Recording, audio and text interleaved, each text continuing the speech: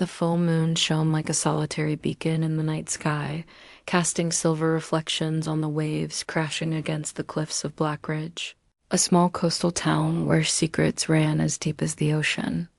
The deserted streets were drenched from the afternoon rain, and the mist rising from the sea wrapped everything in a cloak of mystery.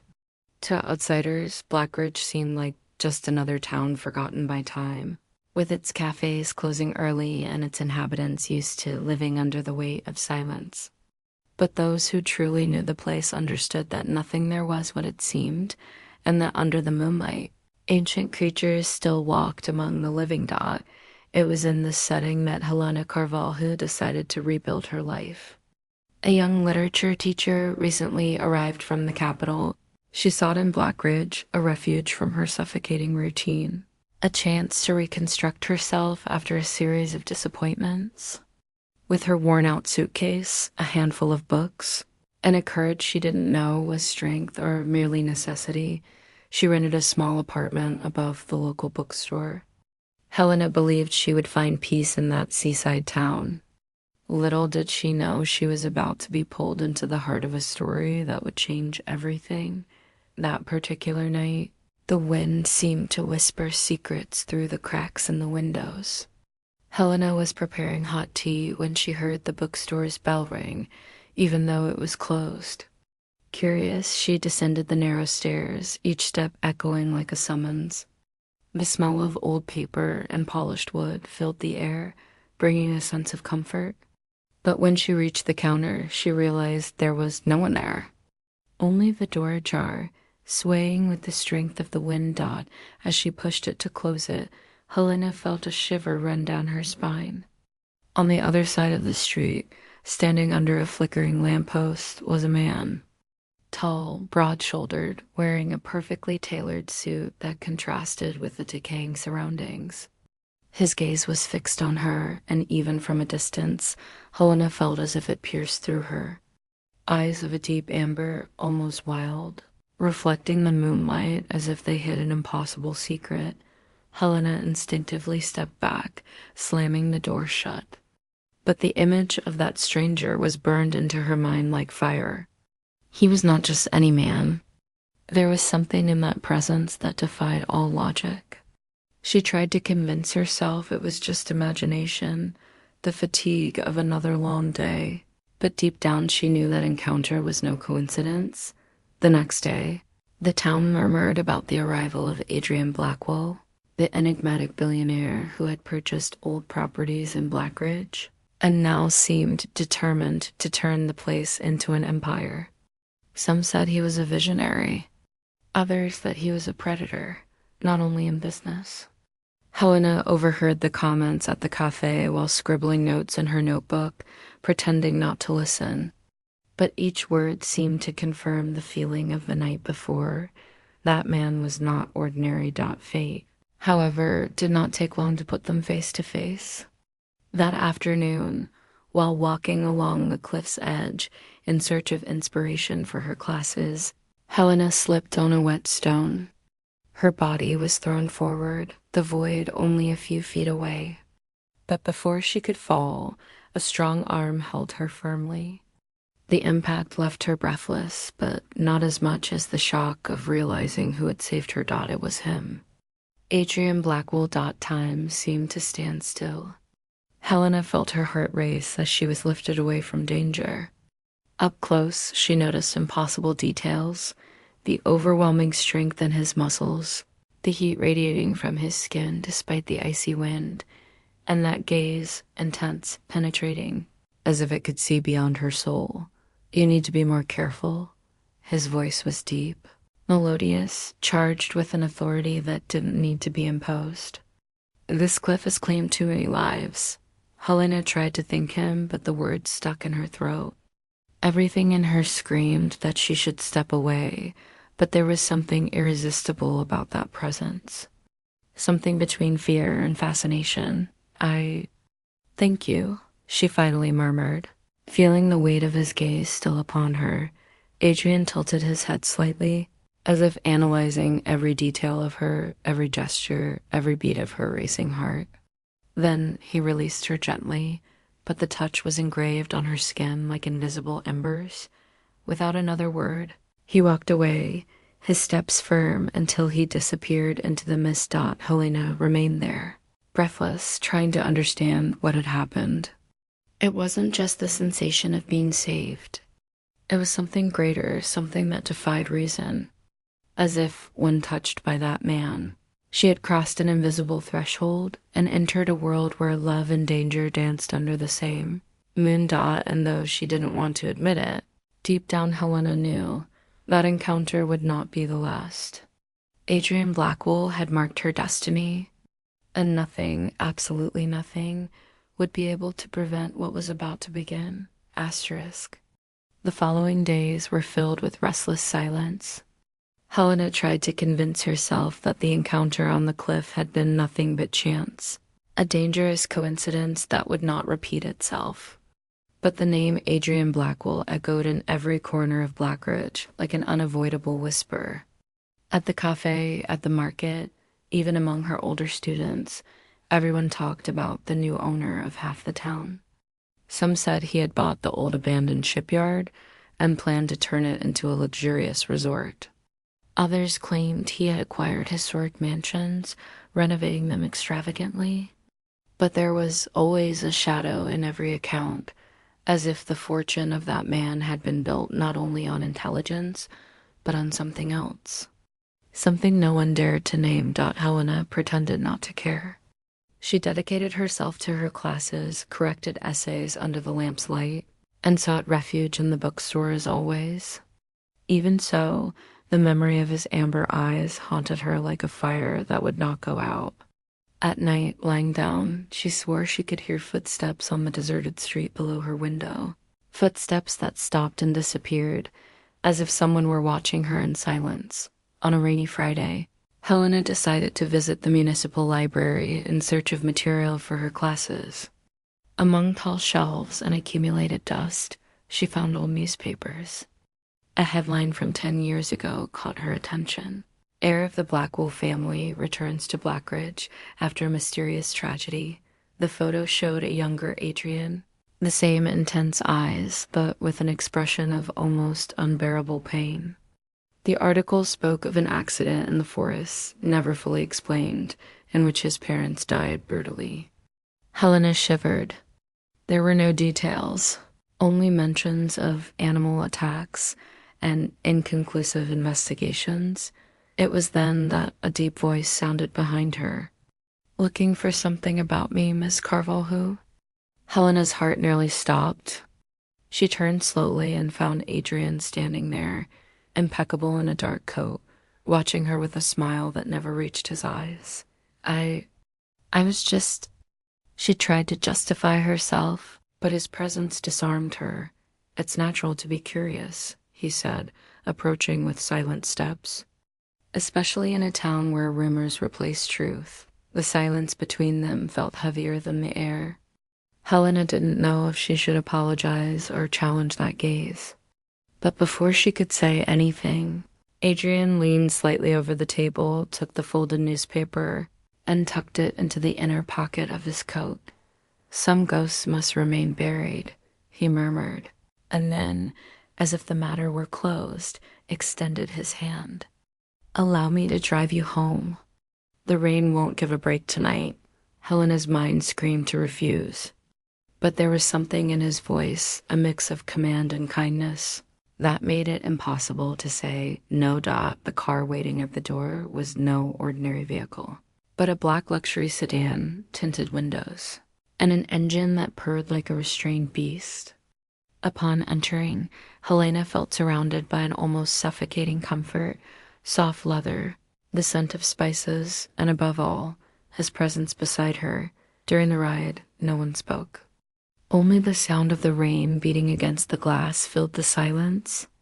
Helena tried to focus on the streets rushing by, but her attention was drawn to Adrian's profile, the firm jaw, the strong hands on the wheel, and the feeling that, at any moment, those amber eyes might turn to her and reveal forbidden secrets. When they arrived in front of the bookstore, Adrian turned off the engine but made no move to open the door. The silence became almost unbearable. Finally, he spoke. "You shouldn't walk alone at night, Helena. Blackridge may seem peaceful, but there are forces you don't understand. Are you threatening me?" She shot back, trying to hide the fear pulsing in her voice. He looked at her then, and for a second, Helena swore his eyes glowed like those of a beast under the moonlight. "No, I'm protecting you. Even if you don't yet understand why." Before she could ask more, Adrian opened the car door, walked around to her side, and helped her out with a gesture of old-fashioned chivalry. The rain poured down in rivers along the sidewalk, but he held the umbrella above her, keeping her dry dot when they reached the entrance of the bookstore.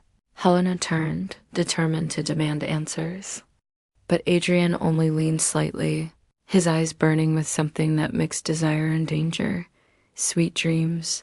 "Helena," he said in a low voice, so close she felt the warmth of his breath.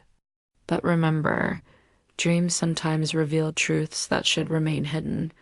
And then he walked away, disappearing into the darkness as if he were part of it. Helena stood still, her heart racing, her mind in turmoil. Part of her wanted to run from that presence that seemed to consume the air around her. But another part, the most dangerous, longed for the next encounter. Because even wrapped in mystery and danger, Adrian Blackwell was like the full moon, impossible to ignore, even when you know it can drive you mad if you dare to stare for too long. Helena couldn't sleep that night. Adrian's words echoed in her mind like a spell. "I'm protecting you. Even if you don't yet understand why." Every time she closed her eyes, she relived the moment their gazes met under the rain, and the shiver on her skin wouldn't fade. Part of her wanted to believe it was just attraction, a natural response to the presence of such an intense man. But something deep within her soul told her it wasn't that simple. On Saturday morning, when she opened the bookstore, she found a package left at the door. There was no sender, only her name written in impeccable handwriting. "Helena." Inside, she found a rare edition of Wuthering Heights. The pages were intact, and within it, a short note. "So you never forget that some stories were made to defy destiny." A.B. Helena's heart raced. How did Adrian know that was her favorite novel? Or had he simply guessed, like someone who sees another's soul with impossible clarity? In the following days, he began to appear in places where she was. Not ostentatiously, but always at the right moment. At the market, when she tried to reach something on a high shelf. At the cafe, when all the seats were taken and suddenly one opened beside him. Even on the way to school, when the black car passed slowly, as if coincidentally matching her steps. Helena oscillated between feeling watched and protected, but at no moment could she ignore the force of that presence. One afternoon, after class, one of the more curious students pulled her aside. "Teacher, do you know who Mr. Blackwell is?" The girl asked in a hushed voice. Helena feigned indifference, but the girl continued. "They say he only appears at night, that he's almost never seen during the day. My aunt swears she heard howls near his mansion on the last full moon." Helena laughed nervously and brushed it off. But the unease lingered. That night, curiosity overcame fear. She took the old car she had inherited from her father and drove to the outskirts of the Blackwell estate. The imposing iron gate was closed, but the deserted road allowed a partial view of the glass and stone mansion lit only by the moon. Helena turned off the headlights and stayed there, silently watching. Then she saw it, a figure crossing the gardens with steps far too agile for a human. For a second, the shadow lifted its face to the moon, and Helena swore she saw golden eyes glowing in the darkness. A low howl echoed across the hill, so deep it made the ground vibrate beneath the car. Frightened, Helena started the engine and hurried back. But when she reached her door, someone was already waiting. Adrian stood under the lamplight, impeccable as always, but with his hair slightly tousled and his tie loosened. "Too curious for your own good," he said, his voice laced with something between reproach and amusement. Helena froze. You were following me? I could ask you the same, he replied, approaching slowly.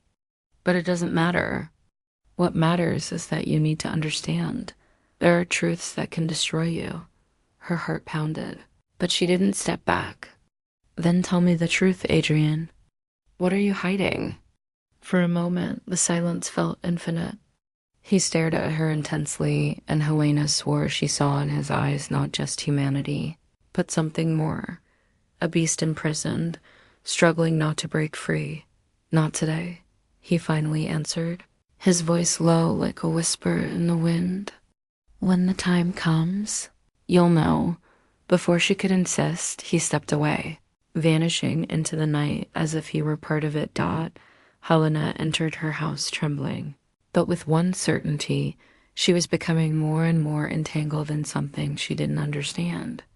And the more she tried to resist, the more she found herself drawn into the luminous abyss that were Adrian Blackwell's amber eyes. Helena spent the entire night awake, her heart racing and her mind flooded with the memory of Adrian's golden eyes under the moonlight. It felt as though she had crossed into forbidden territory, as if she had witnessed a secret that could change her life forever. At the same time that fear tried to take over, there was an attraction she couldn't contain, a call that came from deep within her. As if something ancient and unknown was awakening. The next morning, the town seemed different. The wind carried a heavy silence, and the people passing by exchanged quick glances as if they guarded a hidden truth. Helena felt the weight of those stares. When she entered the bakery, she noticed two women whispering near the counter. One of them, an elderly lady with white hair, murmured loud enough for her to hear, "Be careful with those who walk in the shadows, girl. They may look like men, but they are not." Helena pretended not to listen, but the words echoed inside her. She bought the bread in a hurry and rushed home with quick steps, as if someone were watching her every move. When she arrived, she found a black envelope under the door, marked with a raised seal of a wolf howling at the moon. Her heart skipped a beat. Upon opening it, she found a letter written in firm, elegant handwriting. Helena, don't fight the inevitable. There are truths that can only be revealed at the right time. When the next full moon rises, you will have the answers you seek. Helena's hands trembled. Was the letter a warning or a threat? How did Adrian know what was going through her mind? The mere fact that he anticipated her questions was frightening. Yet, on the other hand, there was something strangely comforting in the idea of finally receiving answers. In the following days, Adrian's presence became even more constant. He appeared in the most unlikely places, at the bookstore, while she served customers, at the corner cafe, always sitting at the same table near the window. Even on the empty street when she returned from work, where his figure seemed to emerge from the shadows like a silent guardian, despite her unease. Helena couldn't deny that, deep down, she felt safer when he was around. There was an intensity in his aura that would repel any threat. It was as if the entire world bowed before him, as if no one dared to challenge him. On a rainy night, Helena heard firm knocks at her door. When she opened it, Adrian was standing there, soaked from the storm yet still imposing. His eyes glowed with a mixture of urgency and determination. "I need to talk to you," he said, his voice deep, almost a command. Helena hesitated for a moment but stepped aside. Adrian entered, leaving a trail of water on the floor. The atmosphere of the house seemed to change instantly, as though his presence filled every corner. "You received my letter?" he asked, staring at her intensely. "I did." "But what does it mean, Adrian? What answers are these? What are you hiding from me?" He took a deep breath, running his hand through his wet hair. For an instant, Helena saw a flicker of vulnerability in that man who always appeared unshakable. "Some truths need to be revealed at the right moment," he replied, his voice low. "But I want you to know that everything I do is to protect you. Helena stepped closer, meeting his gaze without fear. Protect me from what, Adrian? His golden eyes glowed even brighter under the light of the room. He took a step forward, so close that Helena could feel the heat of his breath. From myself, he murmured. Helena shivered. Before she could react, Adrian stepped back, as if fighting against his own instinct. His posture returned to that of a controlled man. But Helena knew that behind that mask lurked something wild, something he desperately tried to hide. When the full moon comes, you will see, he said, moving toward the door. Until then, trust me. And then he left, leaving Helena with more questions than answers. That night, as she lay in bed, she couldn't sleep. The sound of the rain against the window blended with the echo of Adrian's words. From myself. With every heartbeat, Helena felt she was falling deeper into a destiny from which she could never escape. The following days seemed to drag on in a strange rhythm, as if time itself had gone into a waiting state. Helena continued teaching and tending to the bookstore, but in her mind there was only one thought: the next full moon. It was as though every tick of the clock was a reminder of what was coming. Adrian, in turn, appeared more and more frequently. Not casually, but like someone determined to ensure she didn't drift away. There was always something enigmatic in his gestures, a lingering look that made her shiver, a stray phrase that sounded like prophecy, a silence heavier than any spoken word. One night, Helena heard noises outside her house. She peeked through the window and saw two strange figures lurking near her door, men dressed in black with aggressive stares. Before she could react, a shadow darted across the street with impossible speed. In seconds, the men were on the ground, unconscious, and Adrian stood before her, chest heaving, his eyes still glowing gold. They won't bother you anymore, he said firmly. Helena froze, not knowing what to think. Adrian, what are you? He didn't answer. He only looked away as if the question had struck a wound that could never heal. A man trapped between two worlds, he murmured. And you are more connected to them than you realize. The next day, rumors began to spread through town. Some swore they had heard howls in the forest. Others spoke of figures moving faster than the wind. Helena tried to ignore it, but inside her the anxiety grew. Every clue, every detail, pointed to a secret on the verge of being revealed. Finally, the night of the full moon arrived. The sky was clear, and the moon seemed larger and brighter than ever. Helena couldn't stay at home. It was as if something called her outside, to the hill where the Blackwell mansion stood. When she reached the gate, she found it open, as if someone had been waiting for her. She climbed the steps with her heart racing, the cold of the night mixing with the heat rising inside her body. Adrian was there, in the garden, wearing only a dark shirt, his eyes fixed on her as though he could see into her soul. You came, he said, almost in relief. I need answers, Adrian. I can't stand living in this void between fear and desire. He took a deep breath, walking until he was just a few steps away. Then it's time. But know this. After tonight, nothing will ever be the same. The moon shone brighter, and Adrian began to tremble. His muscles contracted, his breathing turned ragged. Helena stepped back, frightened, but she couldn't look away. What she saw was impossible to believe. His body changing, skin quivering, bones stretching, golden eyes burning like embers. In seconds, standing before her was no longer just the mysterious man she knew, but the form of a massive wolf, majestic and terrifying, howling to the sky in a symphony that made the earth tremble. Helena covered her mouth, stunned. It was as if every whisper, every fear in town had taken shape before her. And yet there was no terror in her heart. There was something deeper, recognition. The wolf looked at her with human eyes, the same eyes as Adrian. Slowly, he stepped toward her, each movement filled with both power and vulnerability. Helena didn't retreat. With trembling hands, She touched the dark fur, glowing under the moonlight. "Adrian," she whispered, tears streaming down her face. The wolf lowered his head, as though recognizing in her something as powerful as his own curse. In that moment, Helena understood. There was no turning back. Her life was now intertwined with the fate of the Alpha, a destiny marked by secrets, dangers, and a passion that defied every limit.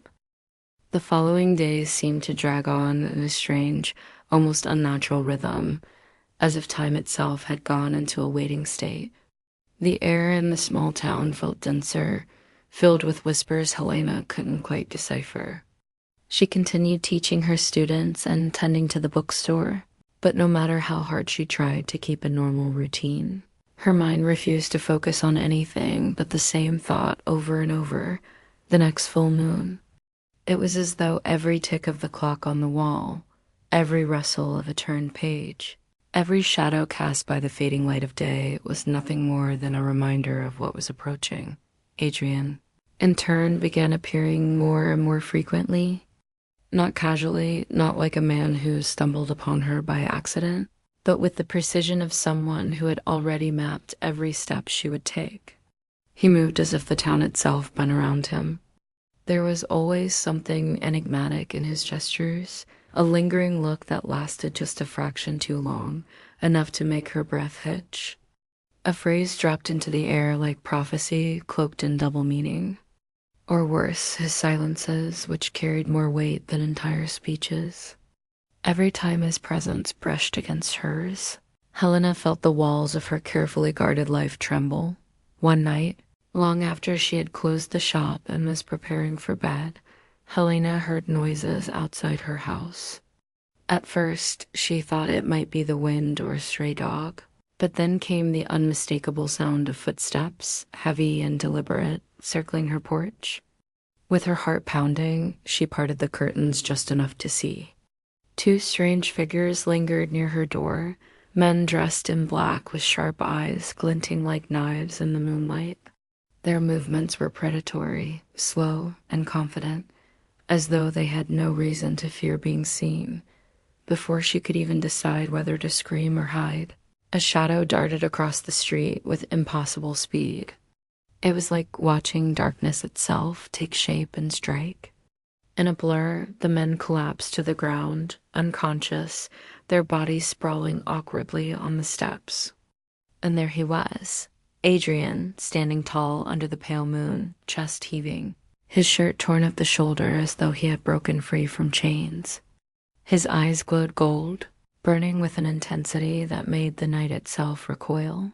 "They won't bother you anymore," he said firmly, his voice steady but edged with something darker, something primal. Helena froze at the window, trembling. She pushed the door open slowly, her voice breaking as she whispered, "Adrian, what are you?" For a long moment, he didn't answer. He only looked away, jaw tight, as though the question had struck a wound too deep to expose.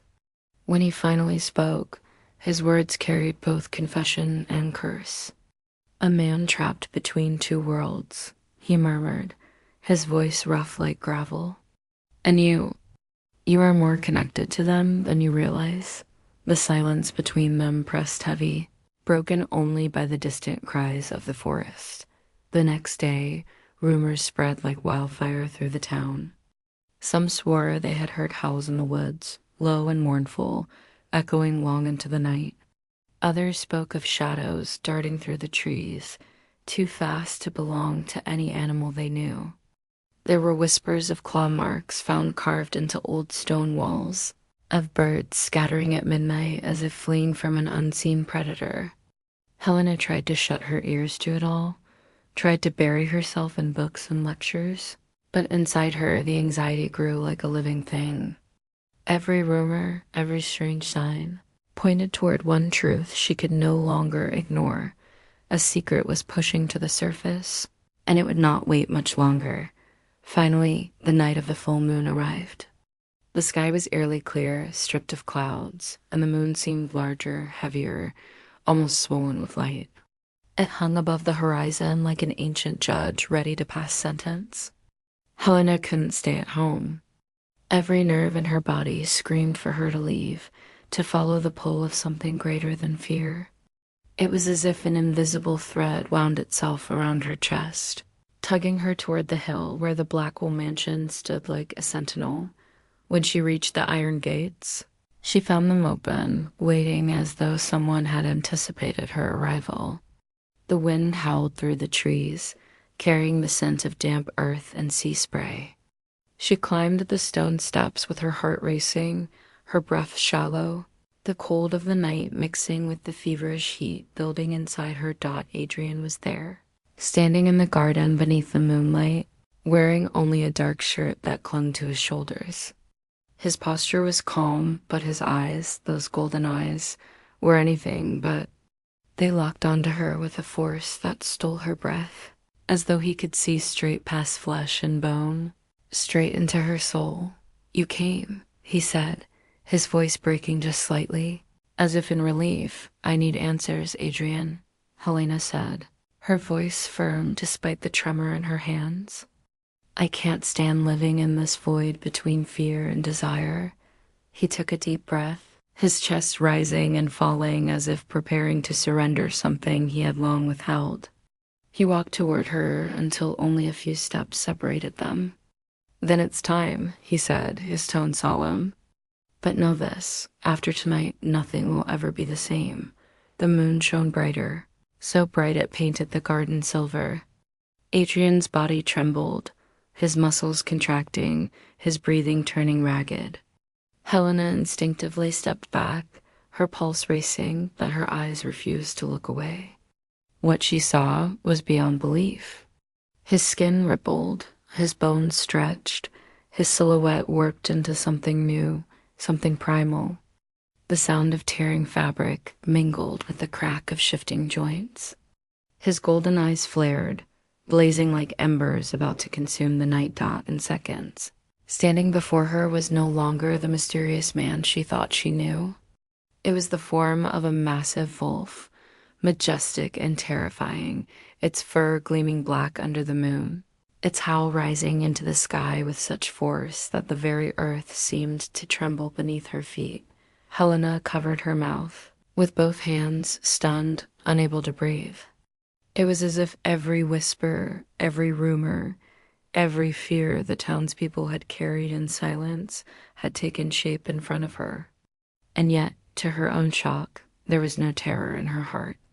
Instead, there was something deeper, fiercer, recognition. The wolf fixed its gaze on her with human eyes, the same burning eyes she had seen so many times before. Slowly, almost hesitantly, he stepped toward her. Each movement radiated both power and vulnerability, as though the beast was testing the fragile thread between them. Helena didn't retreat. With trembling hands, she reached out, her fingers brushing the dark fur glowing under the cold moonlight. The touch sent a shiver through her entire body, but not of fear, of acceptance. "Adrian," she whispered, tears blurring her vision as they rolled down her cheeks. The wolf lowered his great head, bowing not in submission, but in recognition, as though he acknowledged something in her that was as powerful, as dangerous, as the curse he carried. In that single instant, Helena understood. There was no turning back. Her life was now forever intertwined with the fate of the Alpha, a destiny marked by secrets, dangers, and a passion so consuming it defied every law of nature. Asterisk. The days after Adrian's transformation were nothing short of a storm inside Helena. She walked the same streets, taught the same classes, and greeted the same neighbors, but none of it felt the same. The ordinary world had cracked open, and through the fissure she had glimpsed something vast, wild, and impossible to unsee. Each night when she closed her eyes, she saw the wolf's golden gaze, not a beast's, but Adrian's, a fusion of danger and tenderness that haunted her in equal measure. Rumors swirled through town like restless winds. Farmers claimed their cattle had gone missing on the nights following the full moon. Hunters swore they had seen enormous paw prints along the riverbank, prints too deep to belong to any wolf they knew. Children whispered about glowing eyes watching from the tree line. The name Blackwell was on everyone's lips again, spoken with both fear and fascination. Helen had tried to keep her distance from the gossip, but she couldn't escape it. The truth gnawed at her from within, and worse, she knew that she was now part of it. The moment she had touched Adrian's fur under the moonlight, her fate had fused with his. She could no longer pretend to live outside his world. Adrian, however, did not appear again for several days. It was as if he had vanished into the night that had birthed his secret. Helena's heart ached with the absence, her body restless with unanswered questions. Every creak of the bookstore door, every shadow moving across the window at dusk, made her hope he would appear. But he didn't, not until the fifth night. When she returned home late and found him waiting on her porch dot, he looked human again, too human. His suit was immaculate, his hair perfectly in place, but Helena could see the exhaustion in his eyes, like a man who had fought wars in silence. "You shouldn't have followed me to the moon," he said softly, though his voice carried an edge, as if the memory still burned. "I couldn't help it," Helena admitted, her throat tight. "You keep asking me to stay away, but every time I end up closer." Adrian's jaw clenched. For a long moment, he said nothing. Then he turned his gaze toward the distant hills, where the forest loomed black against the sky. "There are rules in this world, Helena. Rules written in blood and bound by ancient vows. By seeing me, truly seeing me, you've stepped across those lines. And now they will come for you too." A chill ran down her spine. "Who will?" His golden eyes flickered, even in his human form. "The rival packs. The ones who believe the Blackwell name no longer deserves to rule this territory. They've been waiting for me to show weakness. And you, Helena, you are the weakness they think they found." Helena's breath caught. For the first time, she understood that her presence was not just dangerous for herself, but for him. Yet, even knowing this, she couldn't bring herself to walk away. "Then teach me," she whispered. "If I'm part of this now, don't leave me defenseless. Let me stand with you." Adrian turned to her slowly, his expression unreadable. His hand lifted, brushing her cheek with a gentleness that betrayed the storm in his body. "You don't understand what you're asking. My world isn't made for fragile things." "I'm not fragile," Helena shot back, her voice trembling but determined. "Not anymore." A silence stretched between them, deep and dangerous.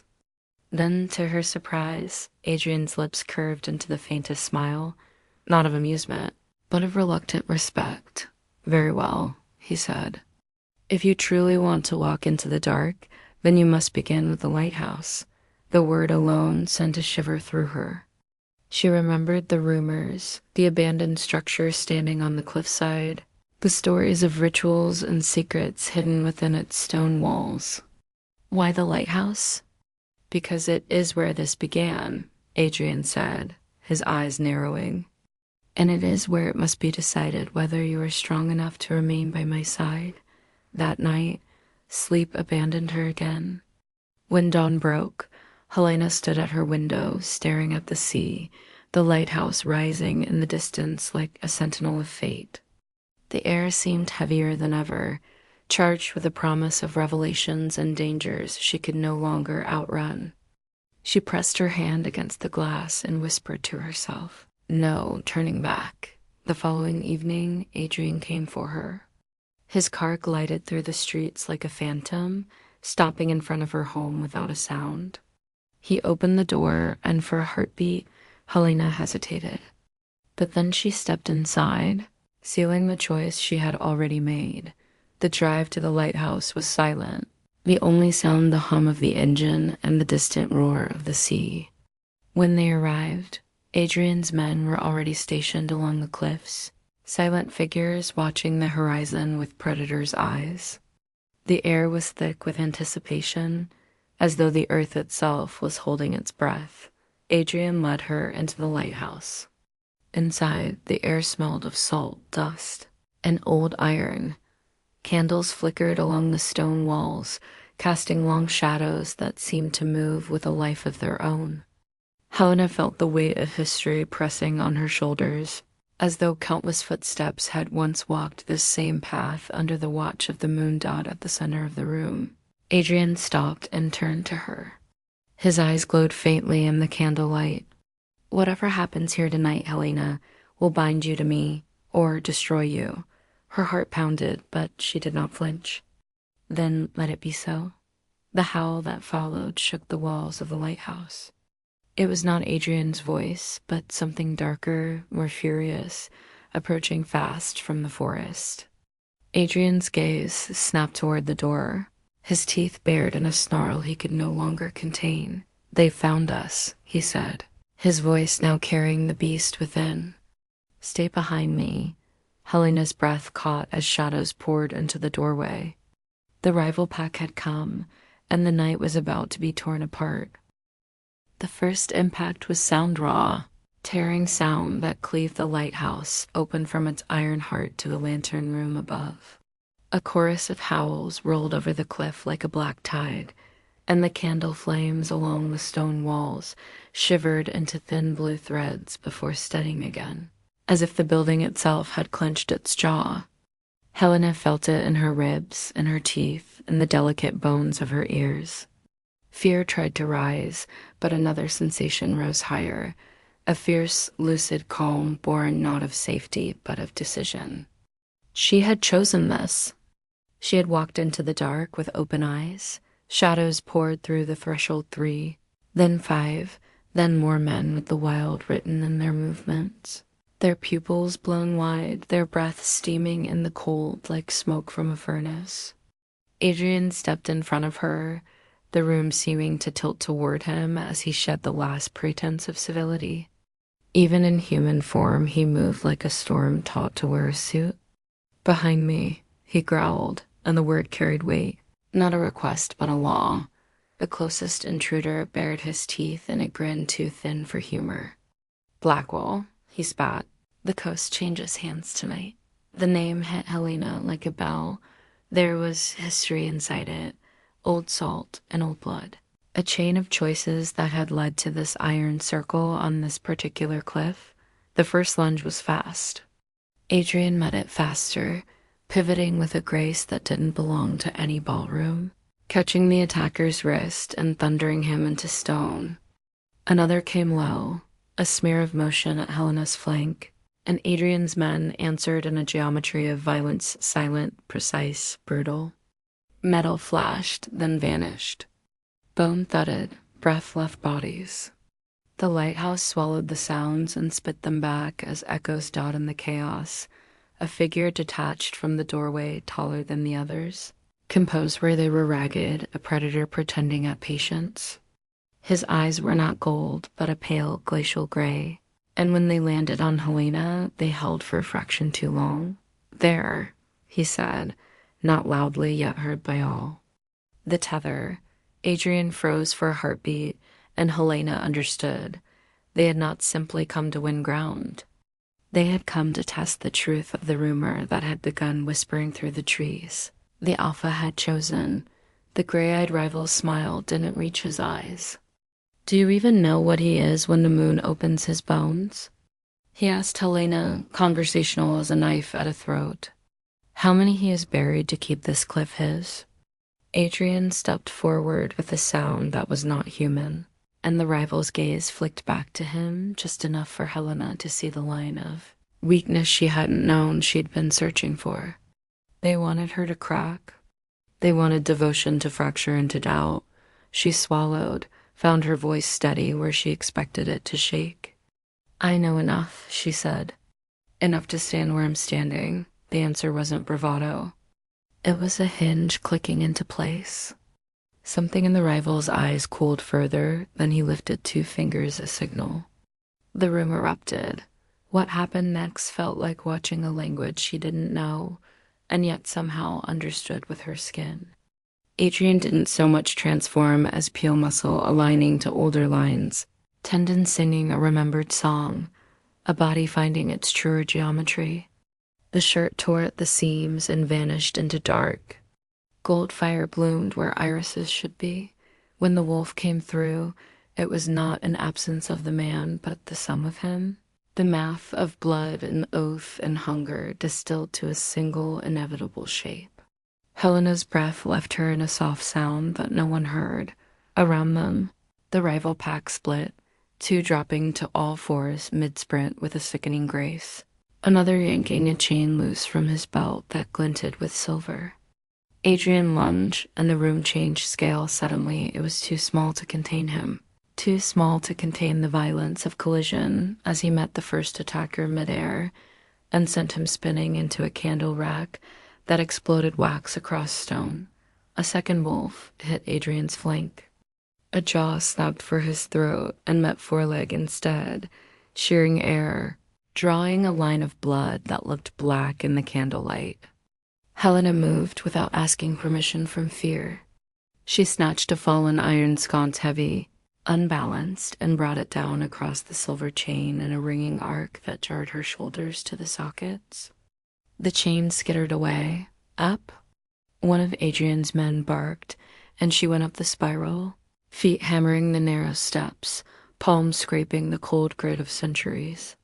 From the landing, she could see the pattern of the fight. The rival alpha with the glacier eyes held back, directing, testing as if he were reading tides. The pack pressed, recoiled, probed. Adrian absorbed, redirected, broke. He felt like weather, not angry, inevitable. Blood slicked the stone. Wax smoked. Someone screamed. The lantern room above her glowed dull, a sleeping heart. Suddenly, Helena knew, without reason she trusted, that the tower itself was a weapon waiting to be remembered. She burst through the final hatch into wind and night, the sea roaring up at her like prophecy.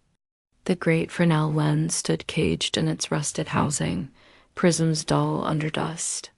She circled it, hands searching. There, the manual crank, grease cold as winter, resistance stubborn as a story that refuses to change. Helena set her jaw and turned. Iron complained, glass shifted, the room filled with the low animal groan of machinery waking.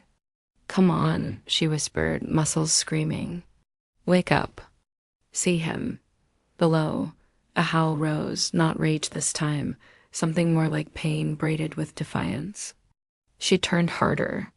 The lens caught the moon, then caught the candles, then caught the city's scatter of lights and multiplied them. A shiver of radiance slid across the glass like water remembering how to flow. When the beam finally leapt, it wasn't a narrow spear but a broad-bellied sweep of light that found the stairwell, then the fight, then Adrian. It struck him like recognition. Gold flared brighter. For a heartbeat, the room below looked stilled, every body a figure in amber. Then movement snapped back twice as fierce. The first thing the new light did was betray the rival's trick. Where the beam brushed the gray-eyed alpha's skin, a depthless shadow clung wrong, as if his body didn't sit properly in the world's true geometry. Illusion, Helena thought, no, not illusion, a veil. The light peeled at it. She threw the crank again. The beam swung. The veil tore further. He saw it too.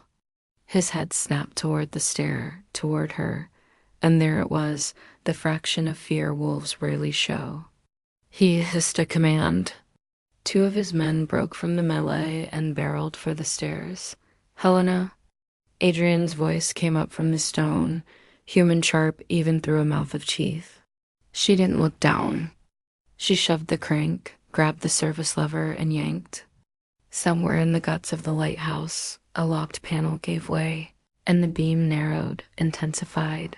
Drawing itself to a white edge that sliced the dark, she swung it like a scythe across the stairwell mouth. The first attacker hit the light and reeled with a yelp, skidding on the narrow step where generations of keepers had worn the stone thin. The second ducked, learned, came anyway. Keep turning, Helena told herself, though her arms shook and the taste of iron had crept into her mouth. Below, Adrian met the gray-eyed alpha at last. Wolf to wolf, velocity to velocity, they collided with a sound that didn't belong to this century. They rolled, tore, separated, slammed again. The rival fought like a lesson, clinical, precise, full of practiced cruelties. Adrian fought like a promise. You will not touch what is mine. Helena rode the beam across them both, careful, terrified of blinding him, searching for the wrongness clinging to the rival's skin. When she found it, the place where the light made the gray eyes go black, she held. The rival faltered, the elegant machine of his violence misfiring a beat. Adrian took the opening with a ruthlessness that was almost beautiful. His jaws found purchase not at the throat, but at the shoulder, where command sits. Bone gave with a crack she felt through the solace of her shoes. The rival screamed human, then wolf, then something in between. His pack broke at the sound, discipline fraying to panic. Half ran for the stairs again. The other half lunged to cover their leader, buying him breath. One reached Helena despite the light lean, scarred, eyes white with fury.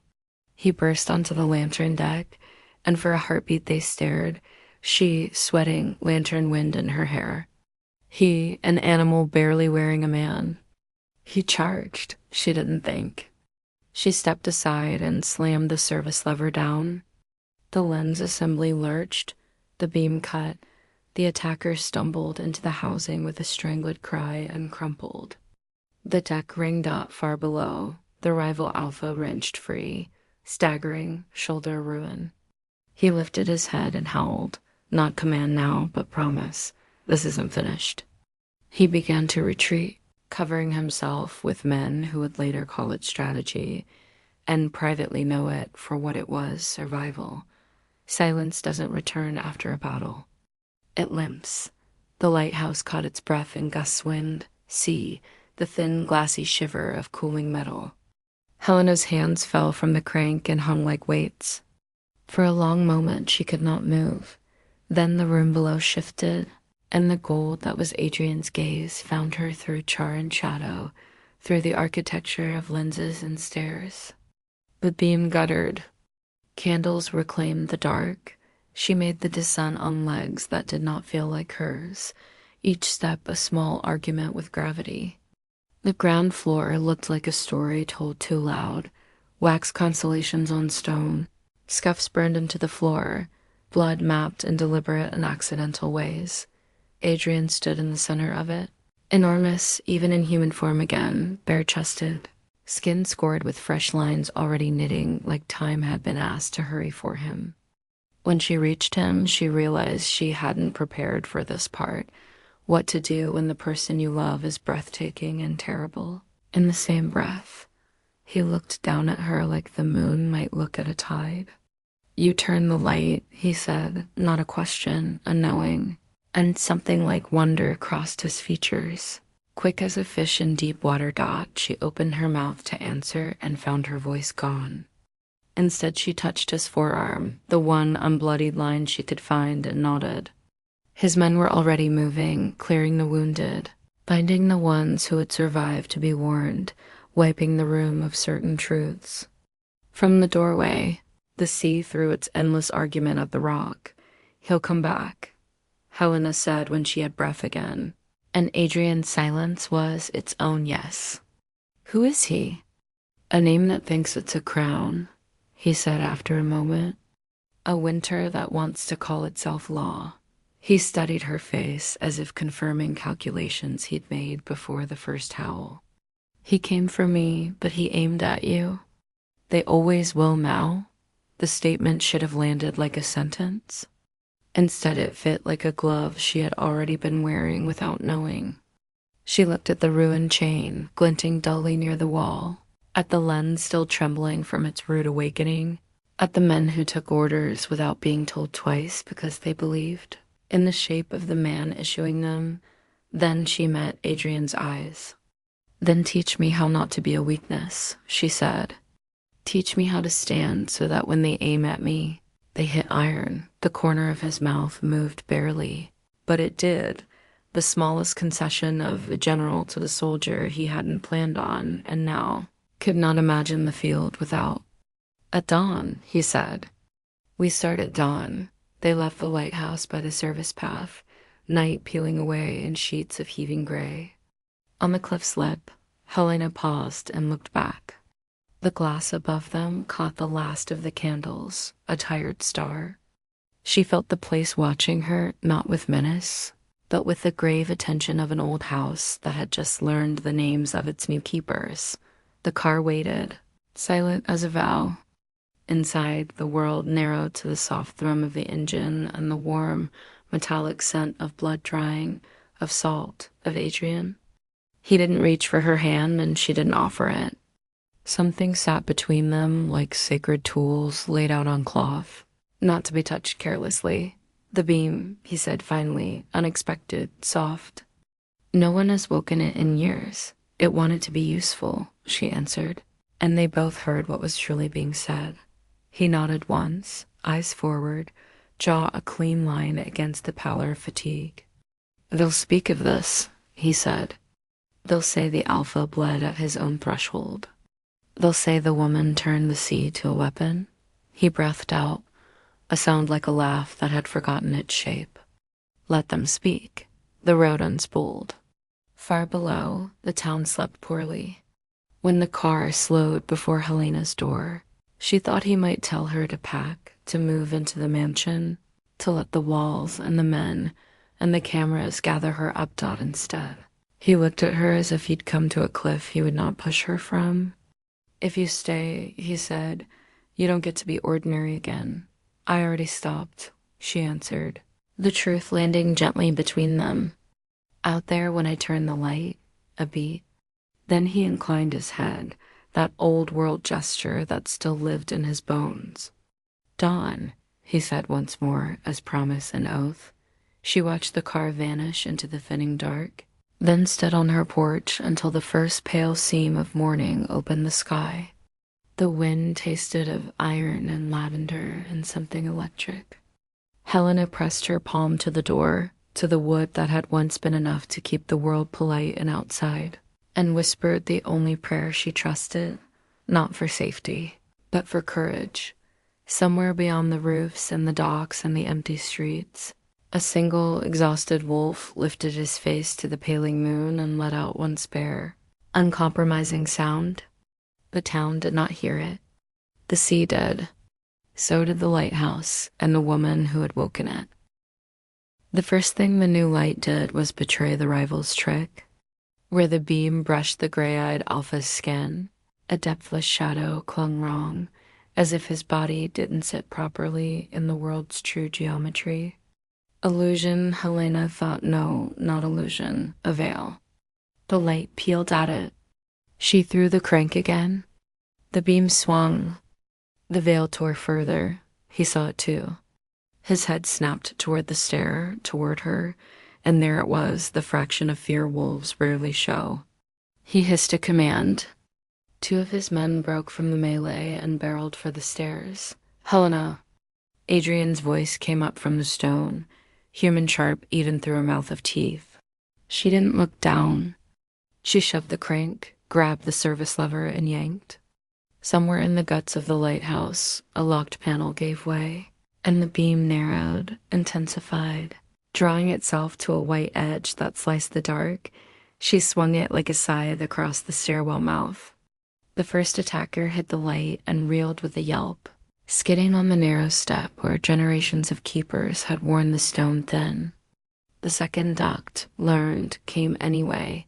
Keep turning, Helena told herself, though her arms shook and the taste of iron had crept into her mouth. Below, Adrian met the gray-eyed alpha at last. Wolf to wolf, velocity to velocity, they collided with a sound that didn't belong to this century. They rolled, tore, separated, slammed again. The rival fought like a lesson clinical, precise, full of practiced cruelties.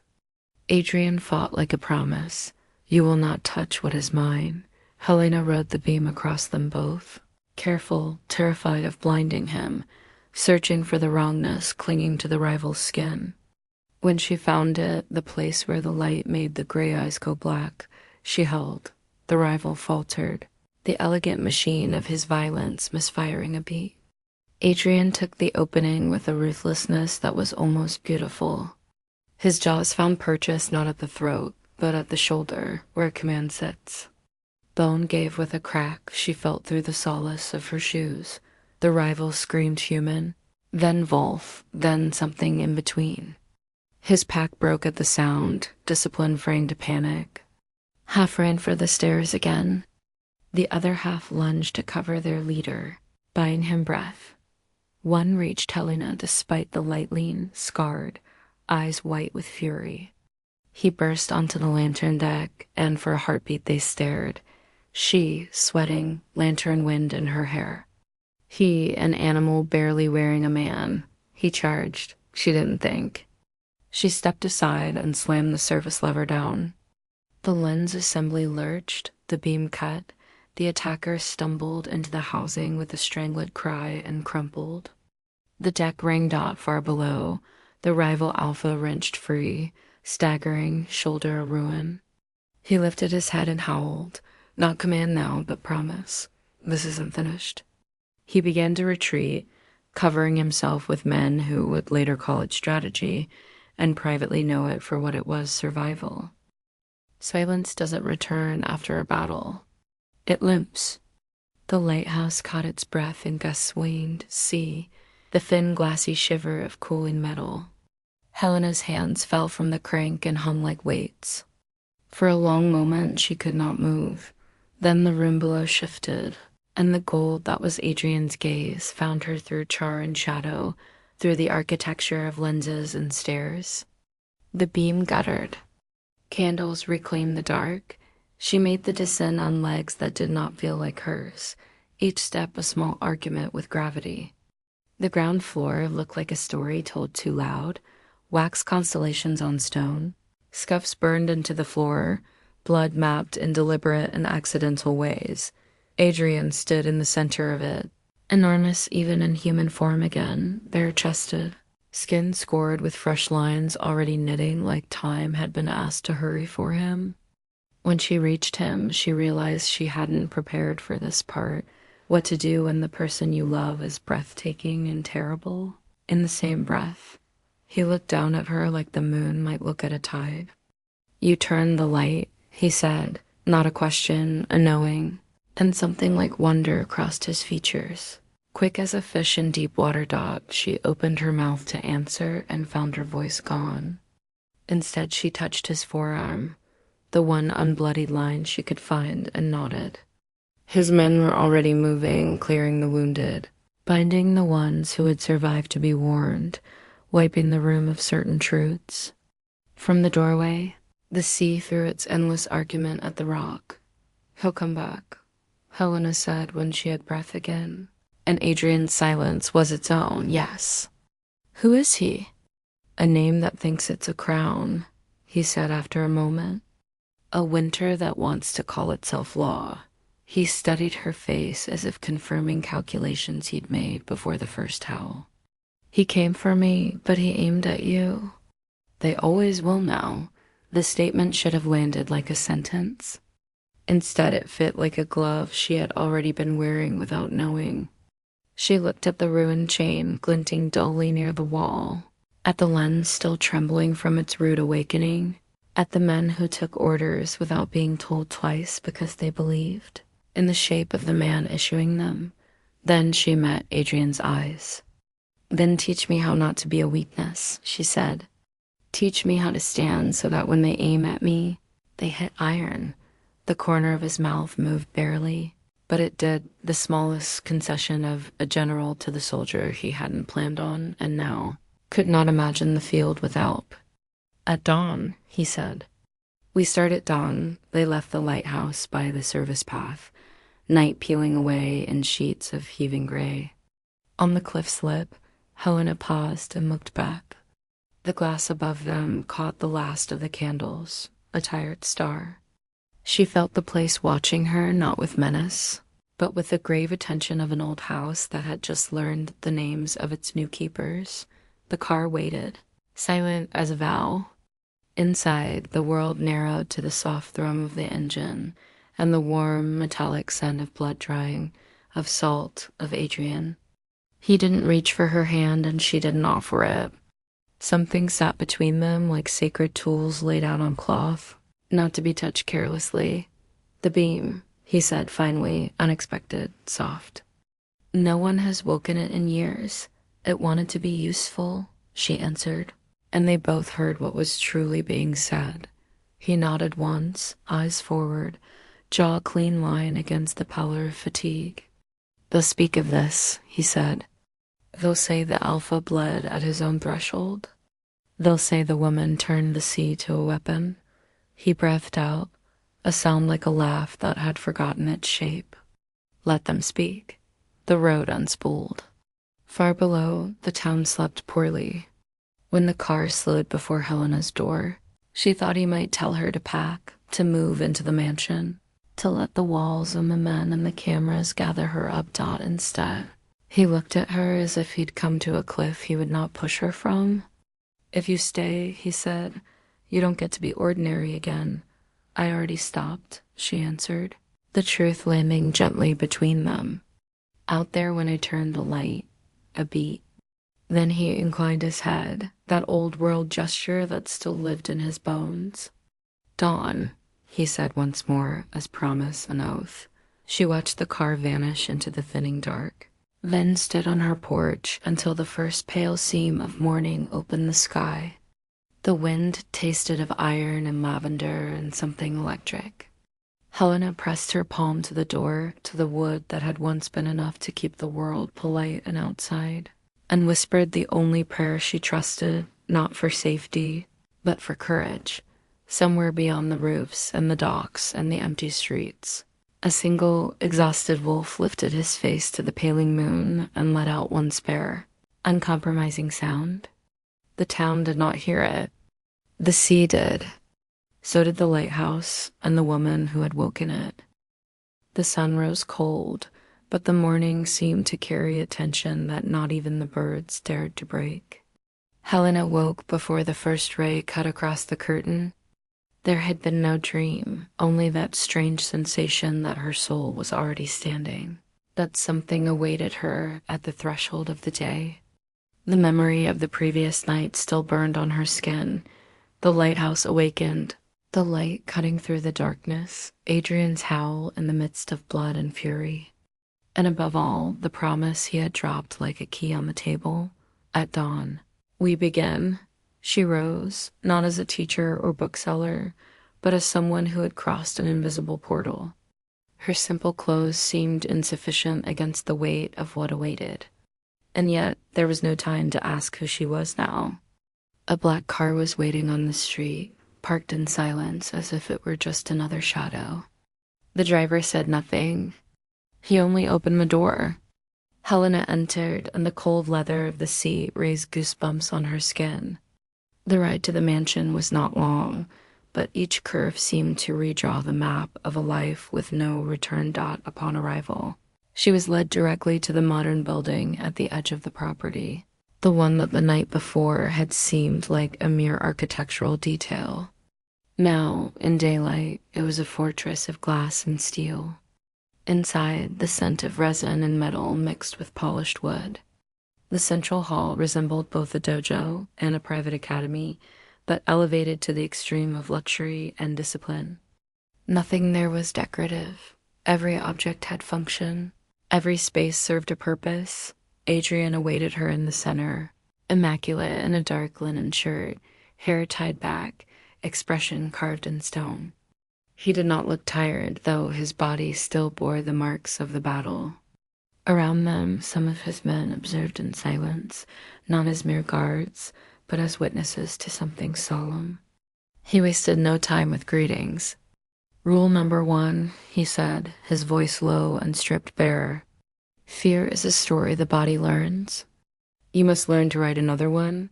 He handed her a pair of thin gloves, not to protect her, but to force her to understand grip, to claim certainty in her hands.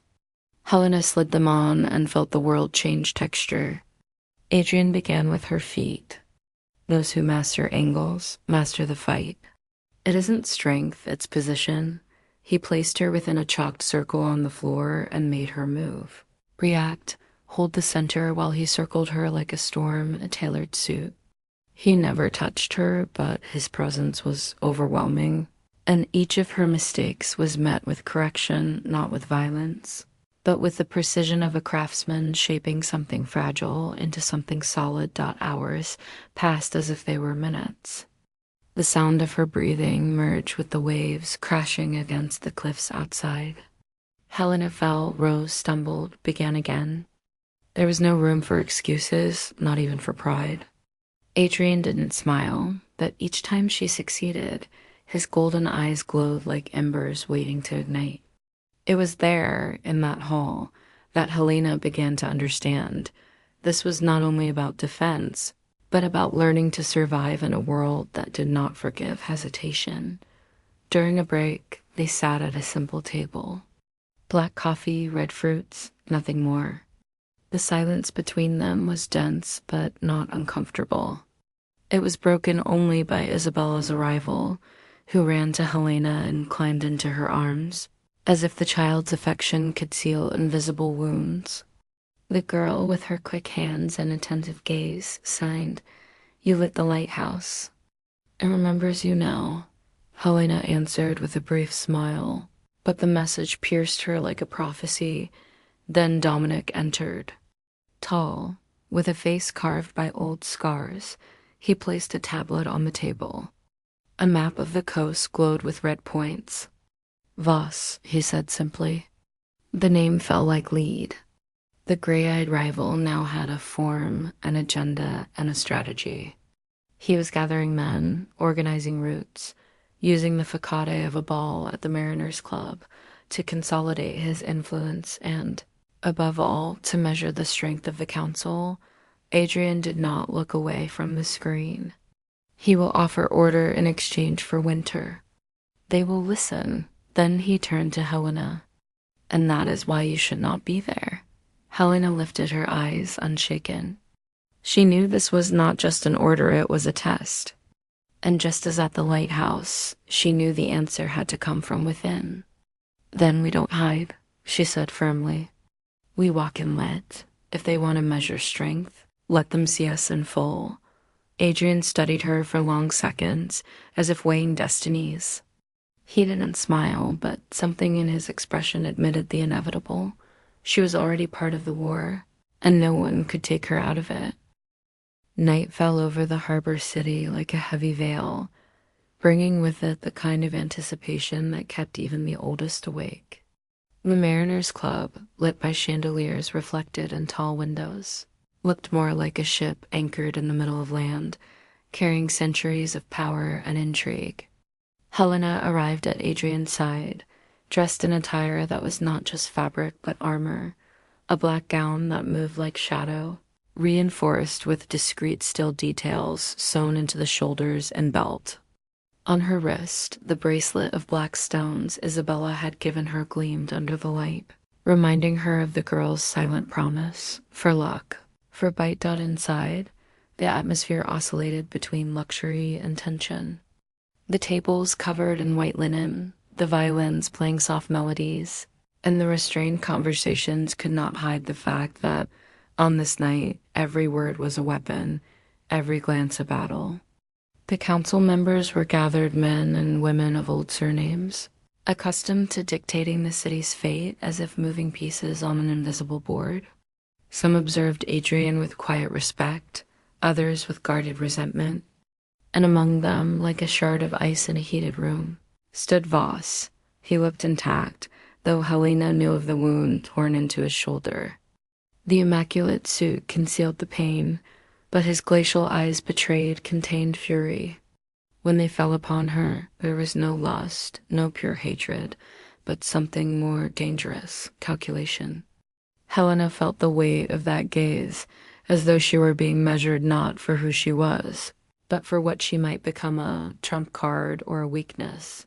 "Miss Bennet," he said when etiquette demanded proximity.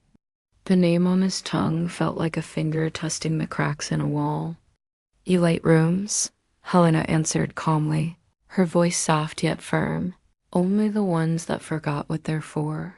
A murmur rippled through the hall like the beating of many wings. The council, attentive, recorded every word.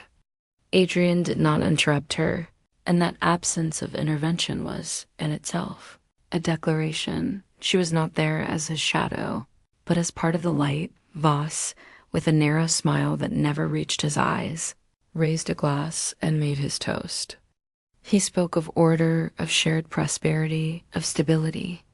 Words that sounded like honey but carried the taste of winter, a winter that would not end as long as there was resistance. The subtext was clear: submit or freeze. When Adrian's turn came, his reply was not a threat but a story. He spoke of fishermen rebuilding their homes after the last storm, of scholarships given to workers' children, of the hospital that never asked how much a man could pay before saving his life. He didn't need to raise his voice. Each sentence was a polished blade of truth. The hall did not cheer, but it did something far more dangerous. It weighed. Helena felt that weight, but she did not retreat.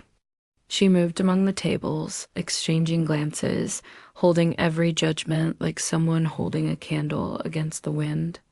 It was as if suddenly it wasn't just Adrian being measured, but her too, and the idea that he was not alone. Then came the first hidden strike. A waiter, seemingly careless, let a tray fall near the glass doors leading to the terrace. Wine spilled like blood, and within the dark liquid, a spark flared fire, prepared to spread. People began to murmur and panic, but Helena was already moving. She ran to the doors, pulled them open wide, and let the sea wind sweep through the hall. The flame died, not with spectacle, but with an embarrassed whisper. Voss's eyes found hers again, this time carrying something more: irritation. Because what he feared most had happened, Helena was not a weakness. She was a piece in motion. The second strike came in words, not flame. A councilman with a wide smile approached her and spoke sweetly, though venom hid in the tone. Women from small towns often get dizzy at heights like these. Perhaps it's better to leave such disputes to those born prepared. Helena did not flinch. She smiled lightly, almost musically, and replied loud enough for the murmur to spread. I ran a bookstore. Do you know what a woman learns after stacking spines for years? That the thickest covers often hide the shallowest stories. The hall went silent for a moment, and in that pause she knew the battle of that night would not be won or lost immediately. But the balance had shifted. Adrian was not alone. She was now on the board,